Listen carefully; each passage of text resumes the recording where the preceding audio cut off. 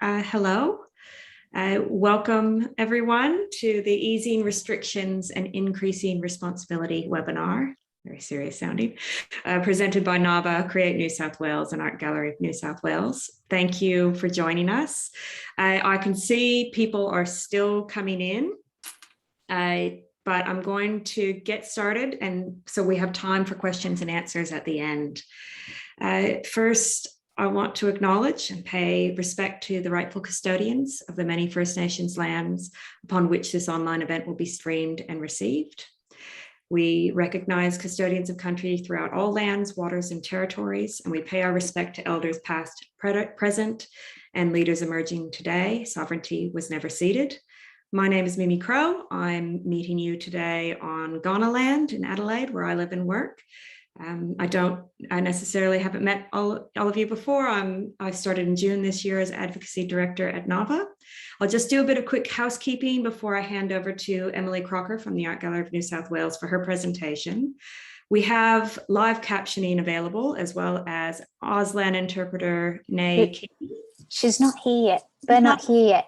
She's not here yet. All right. Well, Nay should be joining us, so hopefully she'll pop up shortly, but in the interim, to view the live captions, please click on the button at the bottom of your screen that says closed caption CC. And if you have any issues, put it in the chat and we'll help you out. This meeting will be recorded and made available on our website for those who were unable to make it. We are all about to embark on change. And for some of us, that means decreasing restrictions and coming out of lockdown. And for others of us, it means increasing restrictions as borders open in the coming months and currently COVID-free communities implement new safety procedures and protocols. So what we're sharing today will impact us all at some stage. And we're really pleased to provide a platform in partnership with Art Gallery of New South Wales and Create New South Wales to hear from Emily Crocker, Head of Government and Corporate Planning at the Art Gallery of New South Wales, about the extensive planning and preparation that they've done for communicating with their visitors about vaccination and mask mandates, and the work they've done in looking after their team and the people who work for them. And after Emily's presentation, we'll hear from Rebecca Dean. She's the Acting Senior Manager, Policy and Partnerships and Project Awake at Create New South Wales, just to hear a little bit more about the public health orders and the situation in New South Wales, as they really are right at the front of the changes occurring nationally at the moment. Penelope and I really want to thank them both for sharing their experiences and information. And we really look forward to the national learning and takeaways from this webinar. I'm going to hand over to Emily now. And once you finish, Emily, I'll just ask Rebecca to come straight in without further introduction. And then these presentations will be followed by a question and answer session before we wrap up at 3 p.m. Eastern Standard Time. But I'll hand over to you now, Emily. Thank you for being here.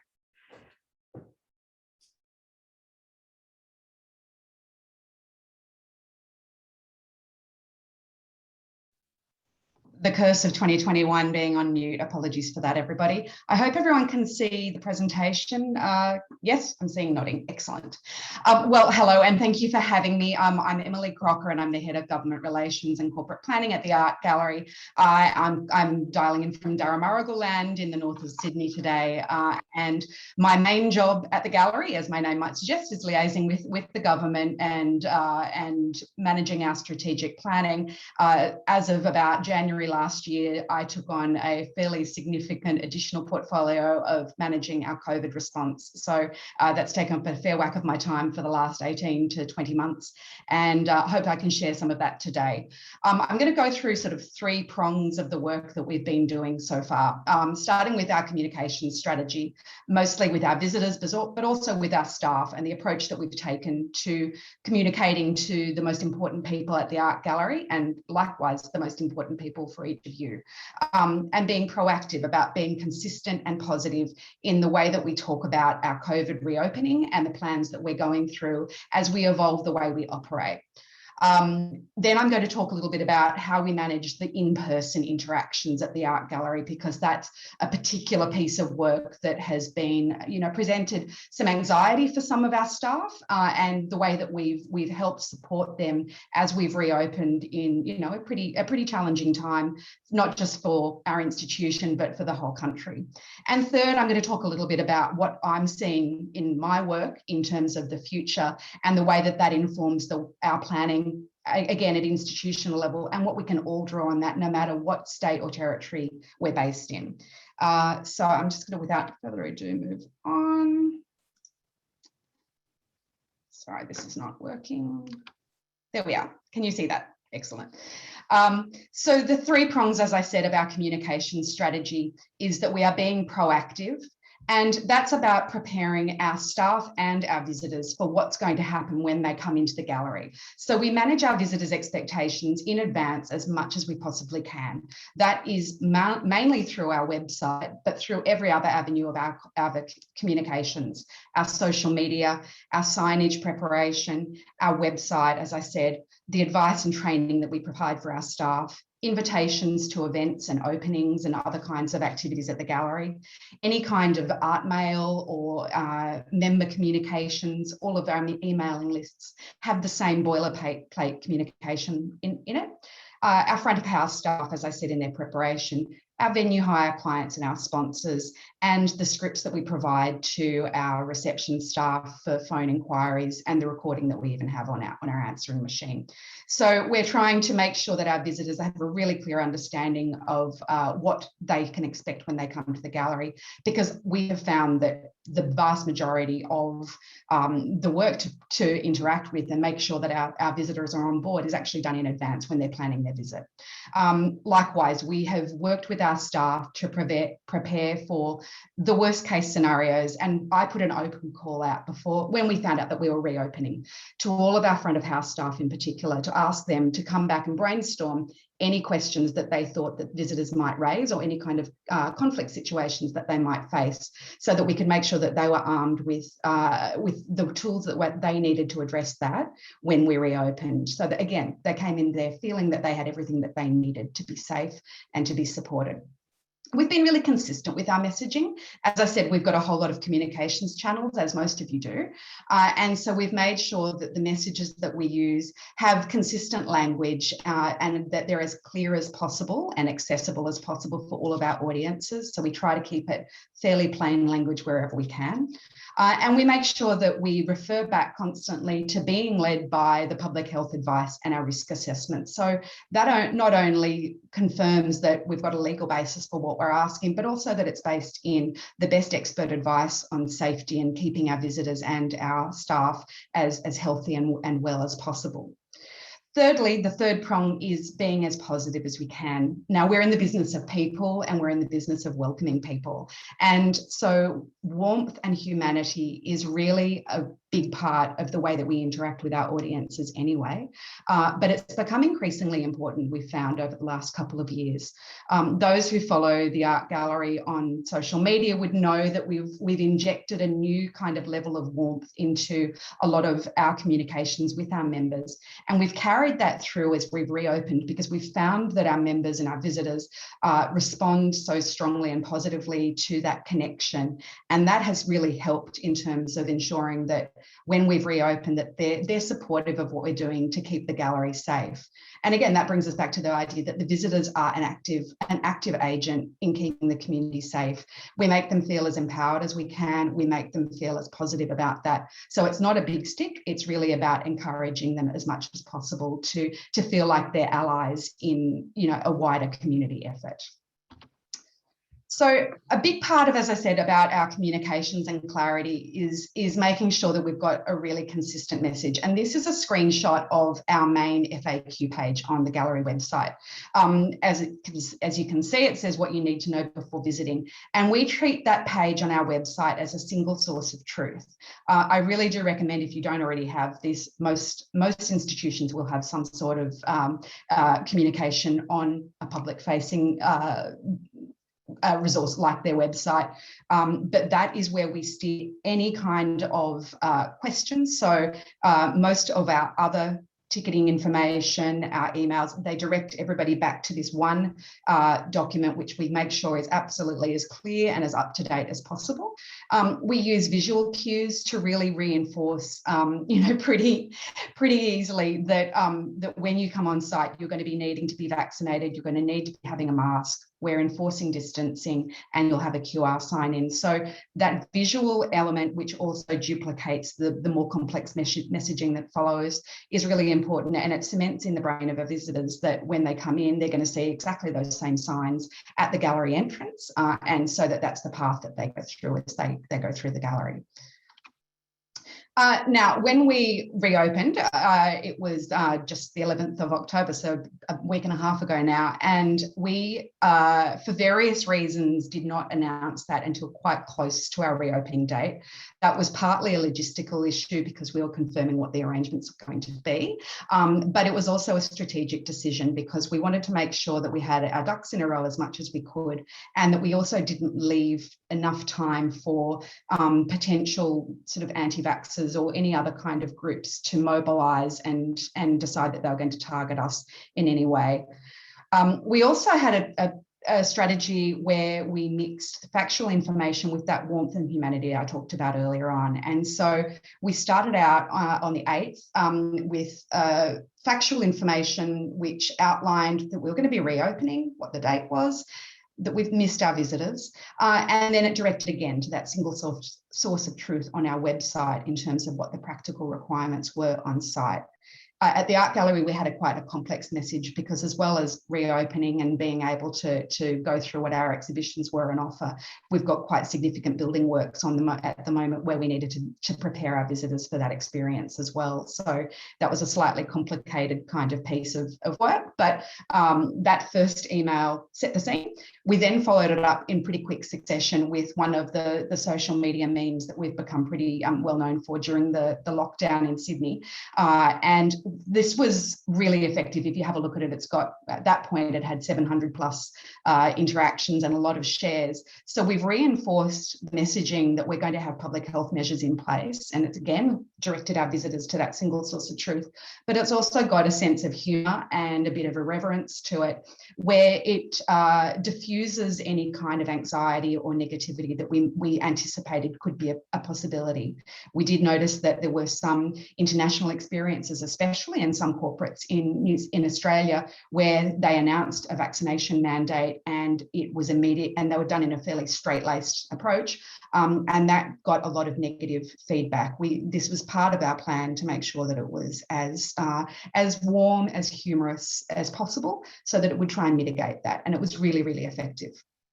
And then we third of all, the next day we followed up with some of the nuts and bolts information, again, reiterating those pillars of our reopening safety plan in terms of vaccination requirement, QR codes, wearing a mask, and then a few of the other logistical requirements. So I really do recommend having multiple messages to your visitors in advance of your reopening, but maybe taking different approaches with the way that you present that information. This has been really highly effective, and I'll go on in a minute to the way that we manage our social media in particular, but we've had very, very minimal negative feedback from our visitors, both online and in person. I think we've deleted maybe 4 posts in total since we announced our reopening. Now, this is some further information from our social media gurus about the way to manage commentary online, because it is something that most organisations are a bit anxious about at this time. So we've set up a frequently asked questions, which we've provided to all of our comms and public-facing staff, and I'm really happy to share that with all of you, which addresses some of those questions about who can visit the gallery and what the arrangements are, if you've got a child who hasn't been vaccinated, or if you've got a medical condition that prevents you wearing a mask. So they've got that single reference document that they can then use to answer any questions that may come through via email, via social media, or in person. So genuine audiences, when we look at any kind of negative comments on our socials pages, we look at whether they're real followers of the gallery or not. We can see whether they have been following us for very long. And if they're a real a real genuine respondent who's part of our audience, we give them a fairly quick response and a fairly substantive one. If it's an obvious spammer or cut and paster, and there's a lot of that on social media in particular, we may delay responding, provide a fairly high level response, or delete it altogether if it's, you know, one of those spam bots that you do see across some channels.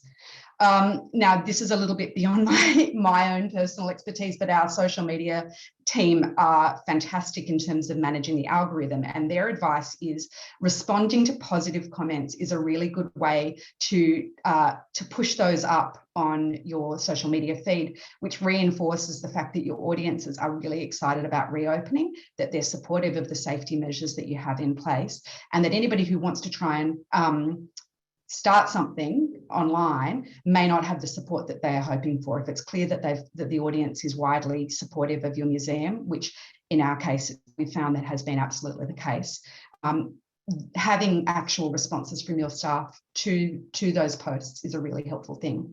Likewise, avoiding lengthy responses to negative comments is a good idea for a couple of reasons. First of all, engaging in back and forth is never a good idea online, and that's why it's a good idea to direct any specific complaints to DMs or emails, but also it pushes it up, so it gives more prominence to people who may be critical of what you're doing on site in terms of your safety measures. Now, moving on site, there are three real sources of conflict in COVID. It's been a really difficult time for everybody. Certainly everyone that I know has had some kind of stress added to their lives. And it kind of falls into these three sort of spaces that I've identified. First of all, it's fear, and that may be fear of getting sick. It may be fear of the really enormous amounts of change that we've all gone through as a society, but also that we're going through as individuals. And then the unknowns that come with that. Likewise, fatigue. Everybody, whether you've been in lockdown for 4 months or what feels like 40 years in Victoria, I'm sure, everyone's got some level of stress. And to a degree, when you've not been out and about, your social skills and those the everyday to day resources that you use to manage stress have atrophied to an extent. So people are again finding their feet a little bit. It's like sort of getting off a boat. And finally, the one thing to remember is that there are also physical sources of stress. So for some people, wearing a mask may accentuate anxiety just for the sensory input.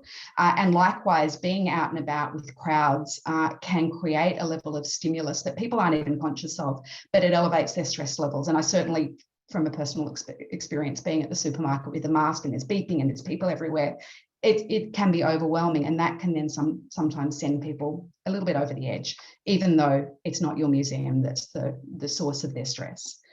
So the way that we respond to that on site in terms of preparing our venues, we look at the physical setup that we had. And so we have moved our check-in process outside the gallery. And so there's a couple of reasons for that. It means that if there's anybody who needs to be turned away, that they're already outside. So it's not a matter of removing them. It's just a matter of asking them to go away and come back with the materials that they need.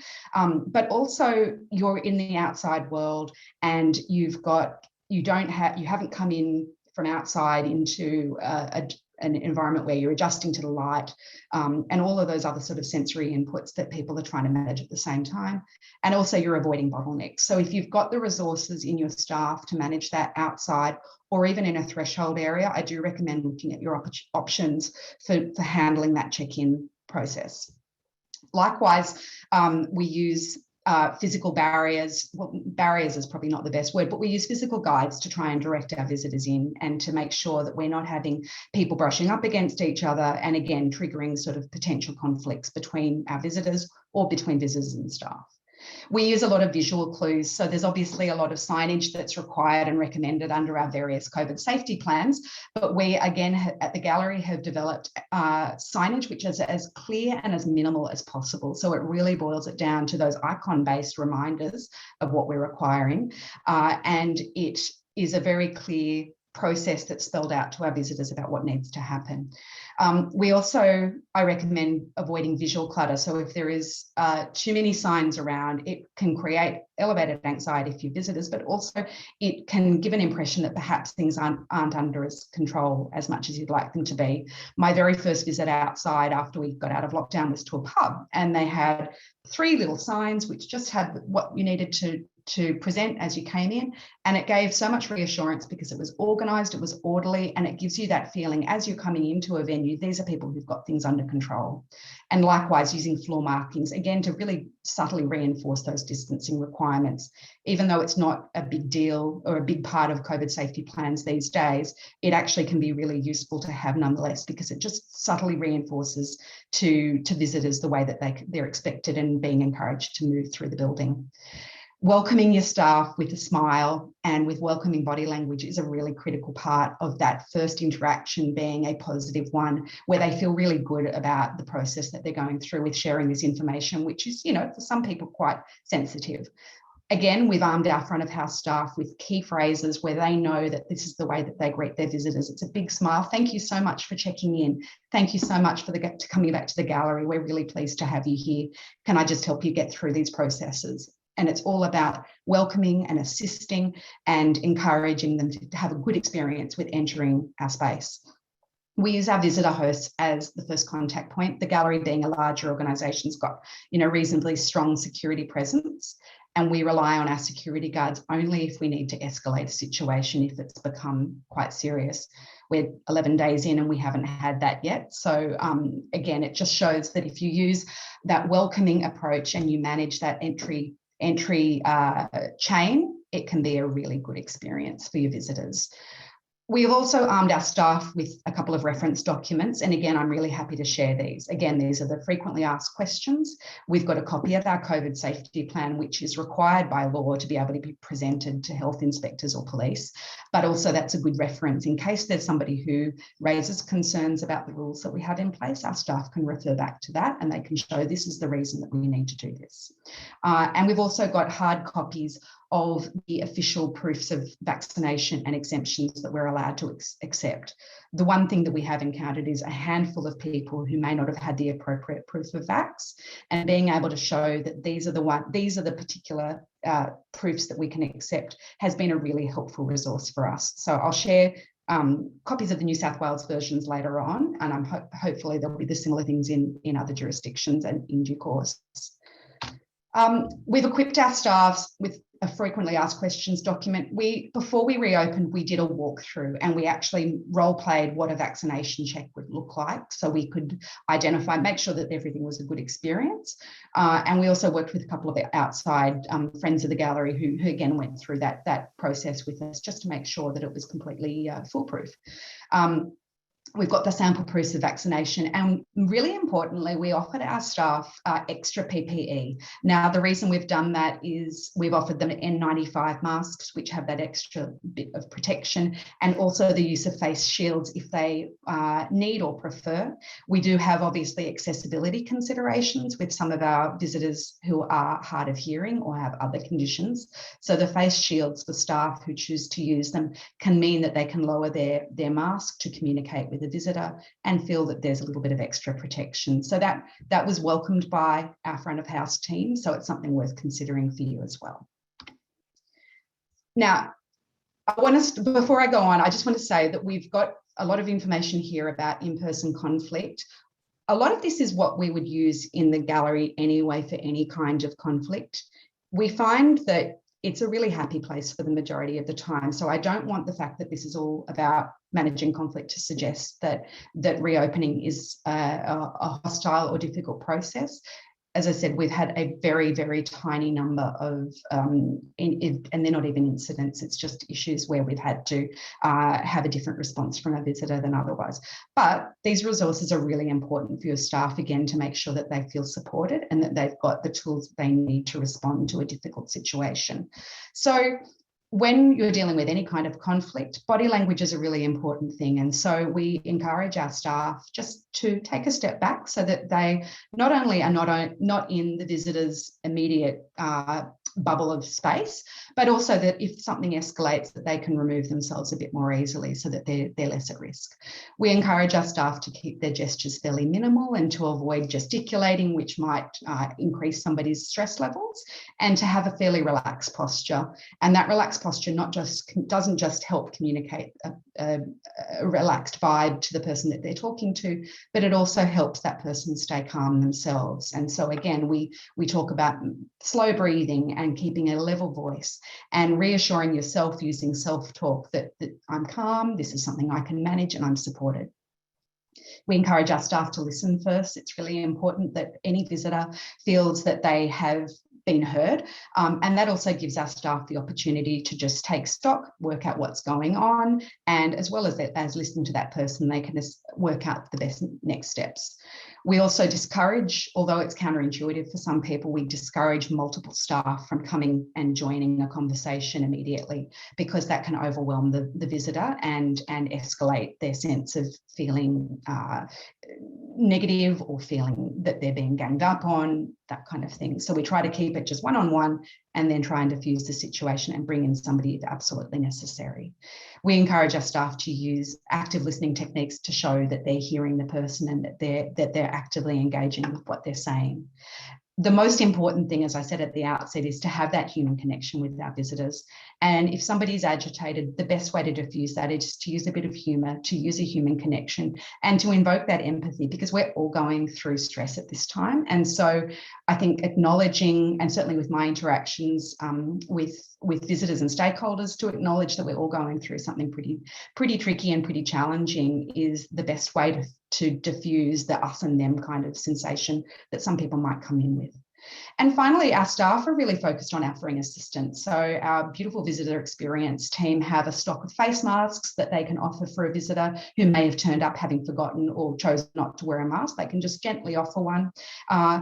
On the mask mandates in New South Wales, at least, that's not something that we as a venue are required or empowered to enforce. So we take a relatively light touch with that. We've got signage which reminds people of requirements. We may offer them a mask, but if they decline, we accept that, because we note that there may be people who've got medical or other conditions that prevent them from wearing a mask. So we tend to let that go. And we've got language that we use if people raise concern about that as well. We've had our visitor experience team in the last week help out a couple of our visitors who didn't have the right proof of vaccination, and they helped them set it up on their Medicare app. I mean, it took them 3 or 4 minutes, but it was a real value add for that visitor, and they felt great about the fact that we'd supported them through their very first outing to a public place. And again, we offer reassurance to every single visitor that all of the rules we have in place are based on health advice to make sure that it's keeping them safe. When we're engaging on a negative with negative feedback, we focus our staff and on I statements. I feel that I can't continue with this conversation at this time, or I need to ask you to move away from that space, please. And that helps, rather than being a barked order, I this, I that. It actually really helps that connection and that humanity. Now, we've got a list of hot topics, and again, I'm happy to share our longer version of this, but these are the key kind of criticisms and concerns that we anticipated with our visitors. We've drawn on them a little bit, mostly in emailed feedback that we've received. And the way that we respond to these is, again, we acknowledge that person's position. We recognise that vaccination is a personal choice. We recognise that some people have legitimate reasons not to be vaccinated. We recognise the importance of people's privacy. And we then follow with the reason why we're asking them to do what we are. So we're following the public health orders because it's legally required and it keeps people safe. So it's our acknowledgement of their position. It's the reason why we're asking something. And then finally, a call to action. We appreciate your understanding with this. Can you talk to your doctor about getting proof of vaccination? Thank you for helping keep the gallery safe by wearing your masks. So that three-pronged approach to responding to things also really helps to just soften their response, and it's very thoroughly reasonable, and it acknowledges that they've got their own views. In terms of managing incidents, as I said, I think I've talked at length about having talking points and scripts. We've got into an agreed escalation process at the gallery, and that will vary depending on your size and your circumstances, but it's really important that any of your public-facing staff know and feel empowered about how and when to seek help. and that they feel empowered to walk away and remove themselves from an unsafe situation as well. To support that, the art gallery is connected to the local area command police, and if you haven't already done this, and I'm sure that you've all got relationships at your institutions with your local police, but we had a preemptive catch up between our teams to make sure that they were aware of what we had in place, and that we had an agreement that if anything became particularly hairy, that we would reach out to them, and they're really happy to do that and to support us. And that's really given our staff, again, a lot of peace of mind about knowing what the process is if that has to happen. We've got support for our staff, which include having time off the floor to recompose if there's been some kind of incident. Again, this is not just COVID related, this is something we do generally. That might involve going to a room where they can be on their own, and they can decompress, take their mask off, and listen to some music for half an hour. If it's particularly serious, they're allowed to go home. Again, we've never had that in anything related to COVID, but we've had a couple of other completely unrelated matters where people have taken that up. We have supervisors who will sit and debrief, and so verbalizing the experience that somebody has had if they've been in a situation of tension and conflict, being able to actually articulate that is a part of a really important process of switching their experience to that from the fight or flight to a rational response and processing it. So that's a really important part of it. We have group discussions where we talk about at workshop how we might have handled something differently. And we also encourage our staff to take extra breaks if they need to. If they're finding things are particularly overwhelming on a given day, they're allowed to go for a walk in the domain and come back and when they feel refreshed. And making sure that they feel that their wellbeing is front of mind is really important. We've also got a staff handbook, which we've provided to all of our staff, which is treated as sort of our Bible.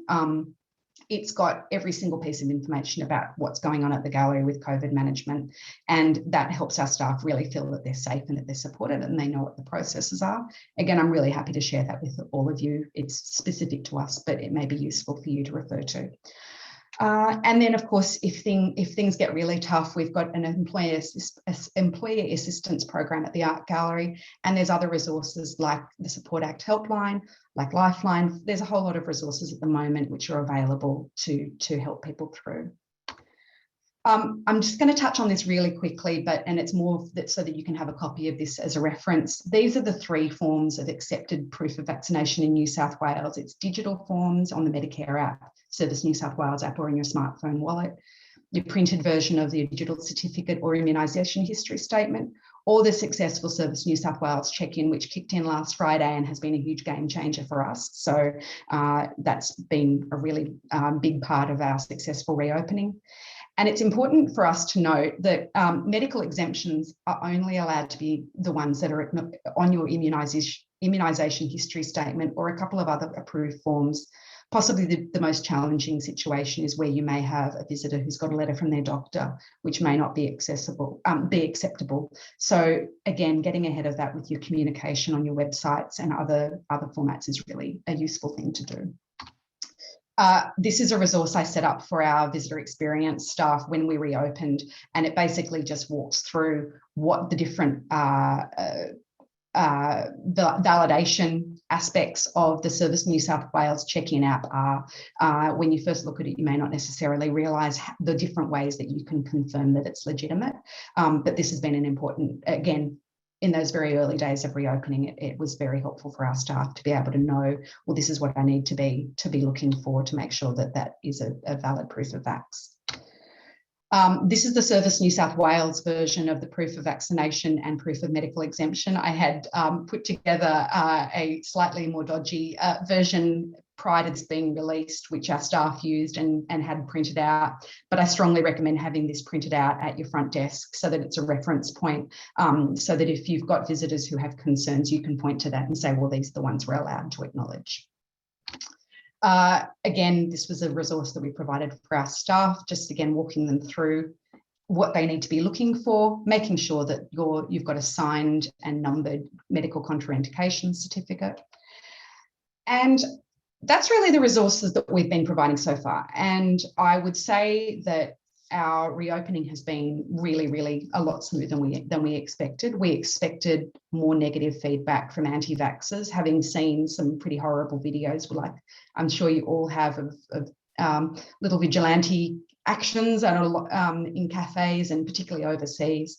We've had no issues at all, and I put it down in large part to our fantastic visitor team and the efforts that they've made to make our visitors feel so part of what we are doing and feel that this is the norm and that they're not going to get anywhere, even if they want to try anything on. So it's been a really smooth experience, but having all of these measures in place has been really important for our staff to feel as safe as possible.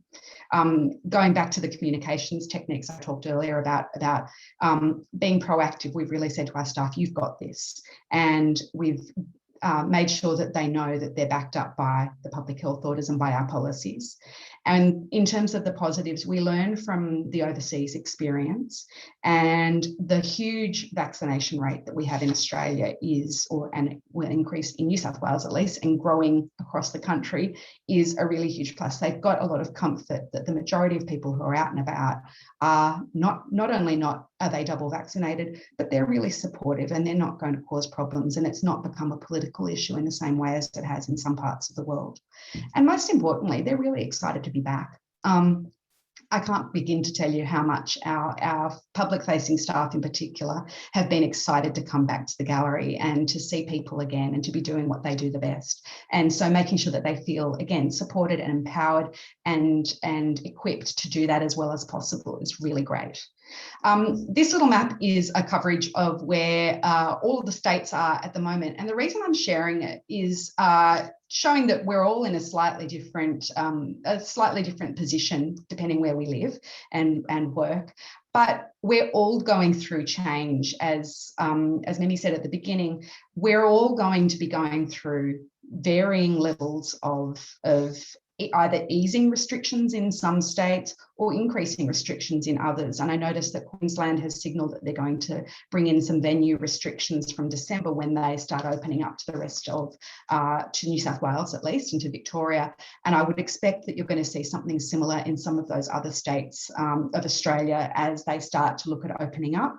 And so they need to strike that balance between reopening to the rest of the country and to the world, but also keeping the population safe. So I would expect that no matter where you're at, you're going to be looking at some level of managing these issues. We are also thinking about the way that impacts our visitors and staff, particularly in New South Wales and Victoria. We're going through a fairly rapid transition between telling people to stay home at all costs and to then within 6 weeks, we're relatively open and free and we're returning to normal pretty quickly. And so that's quite a big shift in mindset, which can be quite destabilising. So again, as an institution, being able to provide a sense of being supported and safe is really important, critical to making that as seamless and psychologically supported as possible.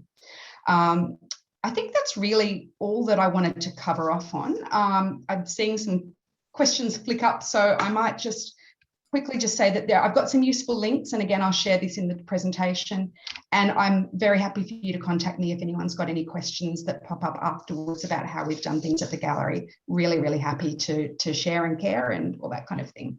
So I'll stop. Wonderful. Emily, that was so fantastic. Thank you. I hope everybody got a lot out of that. I know that I did.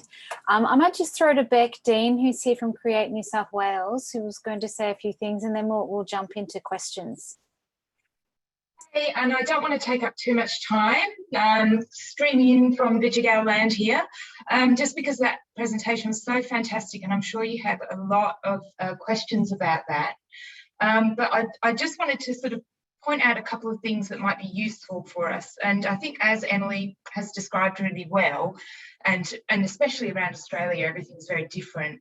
We're in a very dynamic environment at the moment. So my advice to all of you is to reference the digital source for public health order, for your roadmaps, for all of the stuff that's coming out, because things change really quickly. So I've been doing webinars for arts organisations and artists in New South Wales for many months now, And sometimes I feel like I've given the information one day and then 24 hours later, the information that I've given has changed. So I'm starting all of these conversations basically now by saying, go to these specific places in the public health order, and then you can contact us to get the sort of detail that's relevant to you if it's still unclear. So what I might do is just quickly share a few nuggets of information that are available in New South Wales, and I'm sure all of our counterparts across jurisdictions in Australia will have these same sorts of resources. So we do know that, you know, Victoria is similarly going through a roadmap shift into reopening, and these sources of information are very important for you to sort of understand where they sit and that you can access them quickly. So I'm just going to do that now. Hopefully you can now see my screen that has a number of bookmarks. And so I would, if you're in New South Wales, I would bookmark these links. The one that changes the most at the moment is the roadmap, because it's sort of contingent on reaching particular targets in terms of vaccination. And obviously the New South Wales government has been doing a huge amount of consultation with the industry just to make sure that the settings that they've got for things are actually the right setting to sort of embark on. And so if you want to find out what's going on, what the situation is at the moment, you can turn to this part of the roadmap, and that will, my computer's just frozen, but that will give you basically a summary of the situation for masks, the situation if you're visiting family and friends, and all of these sorts of different details. So you can get a very quick picture of what's going on. The next thing that you need to be conscious of is where the public health order sits. And so there's a page for public health order restrictions, and then that will take you to the legislation.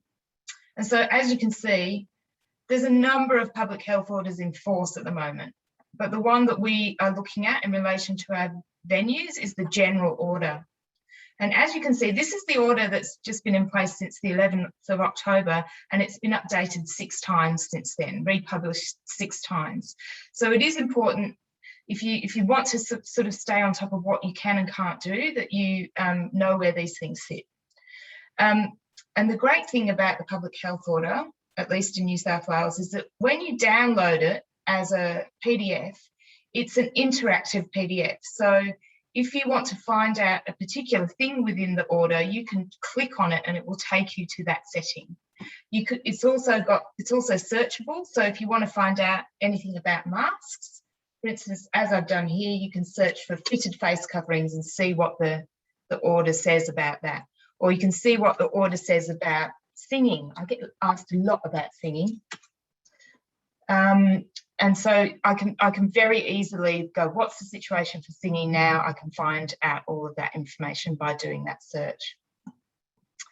And as organisations, many of you will be concerned about what your responsibilities are. Sorry, I'm having trouble here getting to that particular place. So safe work is your go-to area to look at what you actually need to be sort of doing for your employees. And obviously there is the Safe Work Australia site, and that Safe Work Australia site has resources for all of your particular states and territories. But you might want to choose the Safe Work site that is relevant to your jurisdiction.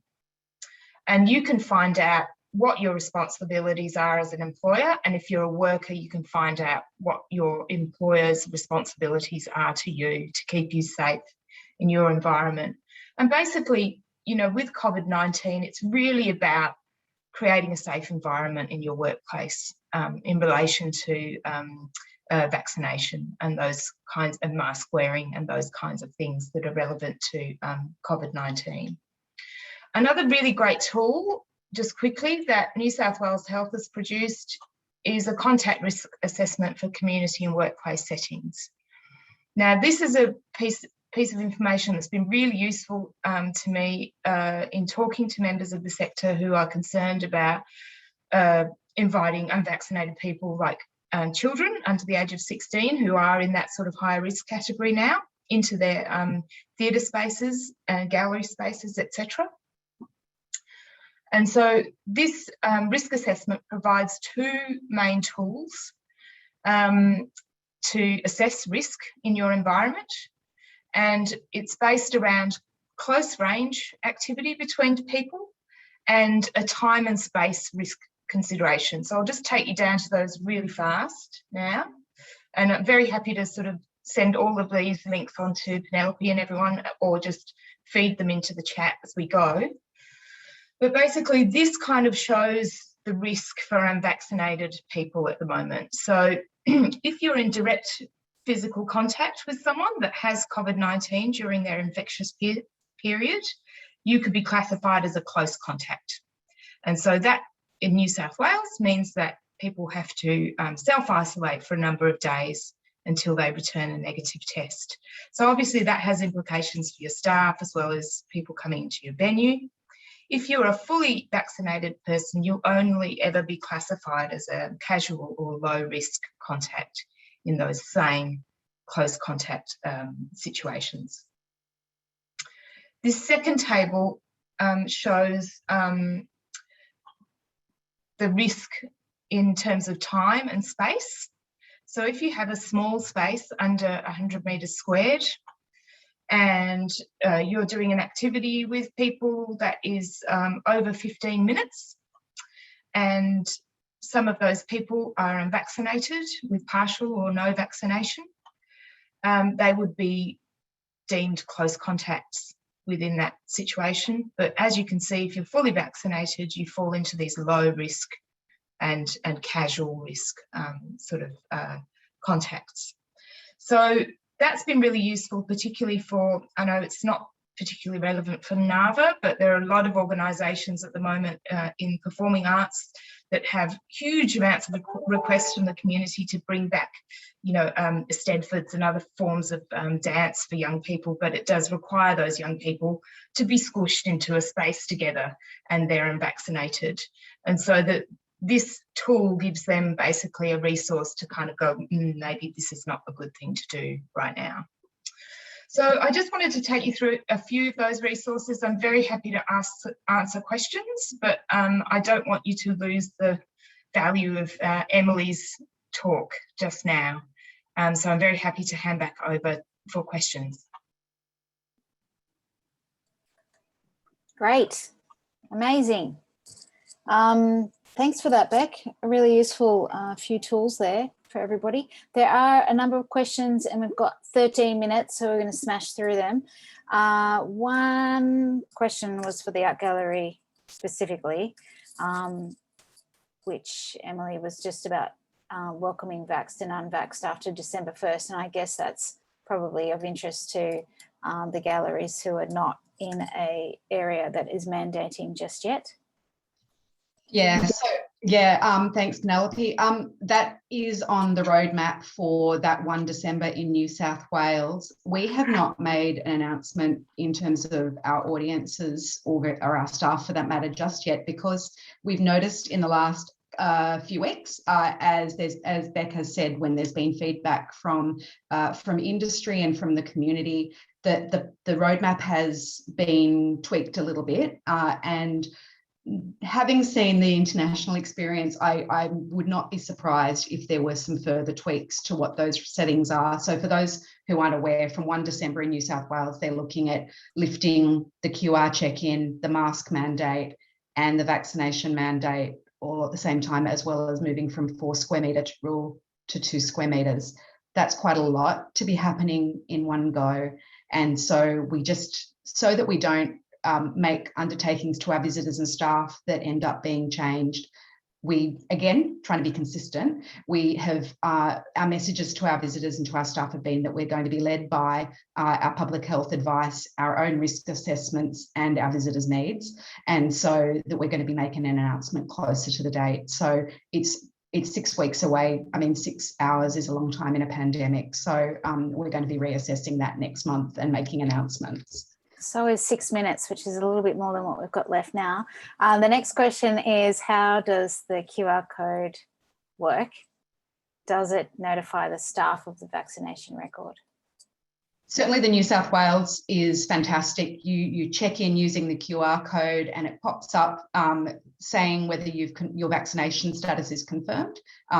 It doesn't include the date of birth. I noticed that was another question. It's just got their name and vaccination requirements are covered. Thank you. Just on this, on that point you just raised, some people, I mean, on the New South Wales COVID check-in, I mean, proof of vaccination status, it does have your birth date on that.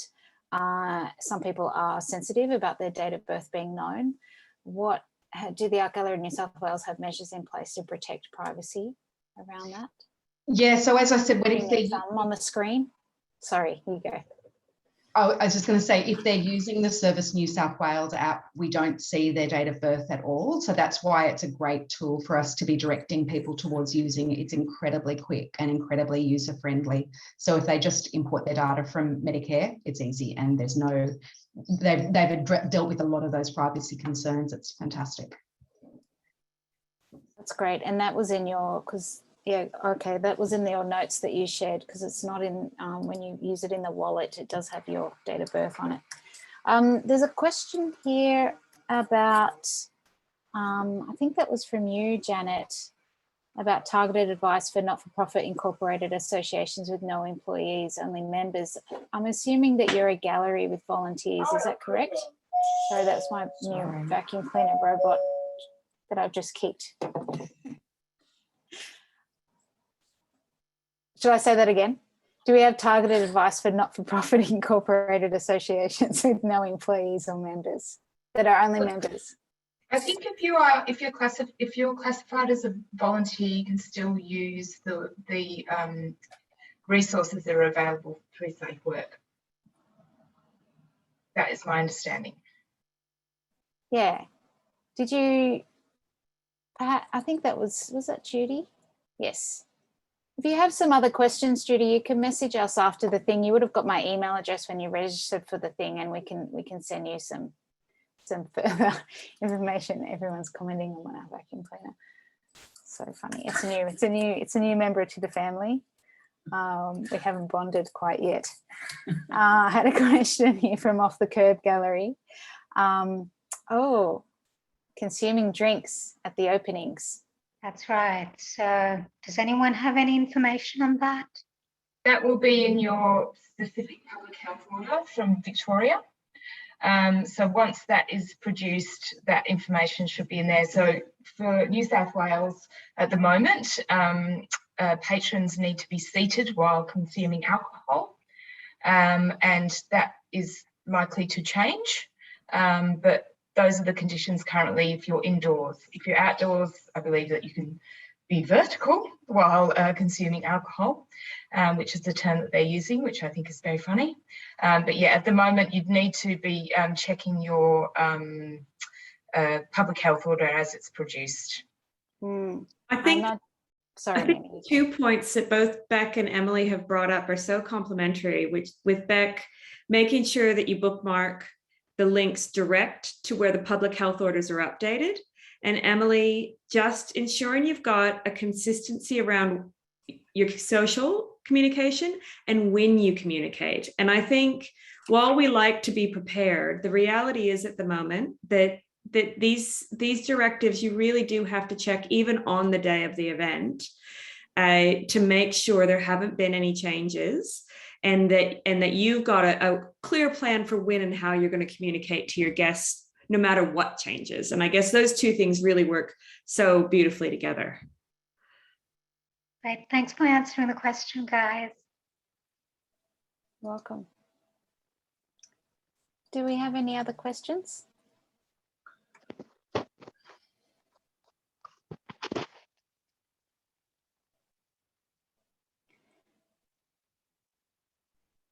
I guess back to Judy, that was asked a specific tips for being a small studio, sometimes open to the public. I'm Yes. assuming that's for studio visits. Yes, yeah. When we have a local festival, won't be till next year, and I know Okay. things will change, but just wanting to get ahead of the Get curve ready. and maybe wonder what's going to happen. Absolutely. I'm happy to give a response to that might bring some comfort to you. So Yes. as you may or may not know, Create New South Wales has been part of some research that's been undertaken by a group called Pattern Makers, and they've been producing some data around audiences and their desire to get back to events. Yeah. And recently we asked them to conduct a pulse check to support, the sector to understand what we're actually emerging into for audiences at this time in reopening. So really pleasingly, Pattern Makers came back with information that our sector of audience are vaccinated to the hilt, basically. Yes. Like, about sort of 99%, I think, of the respondents indicated that they either were vaccinated or intended to get their second vaccination within weeks.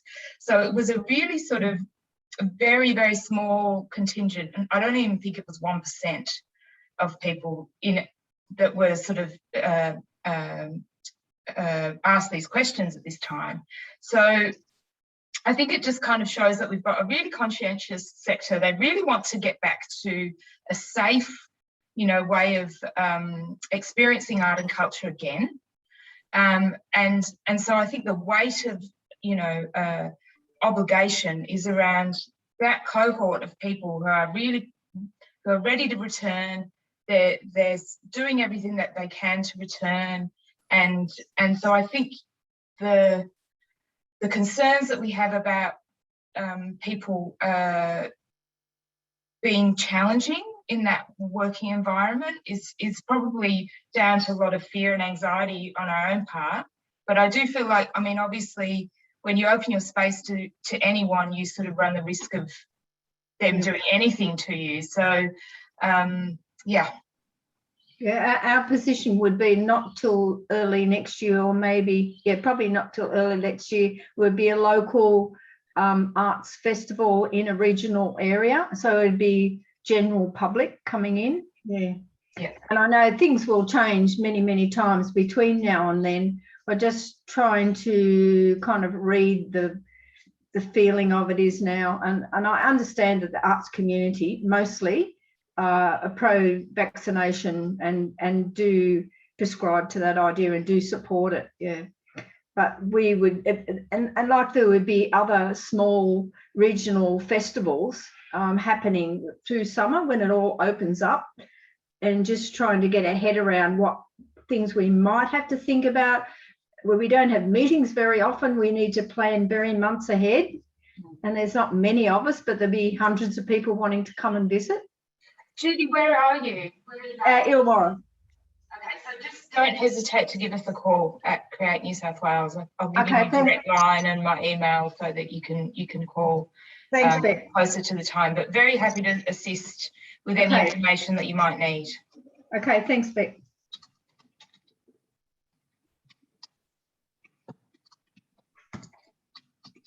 Over to you, Mimi. Sorry, I thought you were doing the wrap up. I apologize. Look, I just want to thank Beck and Emily again, as well as all of you. We had 168 attendees for the majority of that webinar, and it shows the appetite that is out there for people to learn and to come together and share the experiences that we're having. Unprecedented is totally precedented now. And one of the kind of great lessons that I've taken from today is to keep the humans in the human planning. I think, Emily, you really articulated that in a very organized and kind of process-driven way, that at every point when you're thinking generously, empathetically, and compassionately, both about the people that we're caring for as our staff, but also the people who are coming to experience whatever they are coming to experience, whether it's a small studio or a state gallery. The principles are the same. If you welcome people and respect who they are and their choices, and you're consistent in why you're making your choices around the safety of them and others, I think a lot of the fear can be alleviated, and the resources that the Art Gallery of New South Wales have to pull this kind of work together is really incredible. And to be able to share that so generously with the broader sector across the country, I'm incredibly grateful for it. It kind of gets people, it's a shortcut, I see it, as to where we all need to get to together. So I just want to thank everyone and wish you all well in the coming days, and do not hesitate to reach out to NAVA. Let us know how you're going. Let us know where the sector is going and what people need. That's what we're here for. So thank you to Create New South Wales and Art Gallery of New South Wales. Thank you, NAVA, and thank you, Emily. It's so brilliant to see your wonderful work in action. Likewise, Beck and I have had each other on speed dial for the last couple of months, so it's always a pleasure to share. Wonderful. And we'll make this available on the NAVA website afterwards, when we can get all the tech up there as we need to. So thank you very much again, and have a great day, everyone. Thanks, everyone.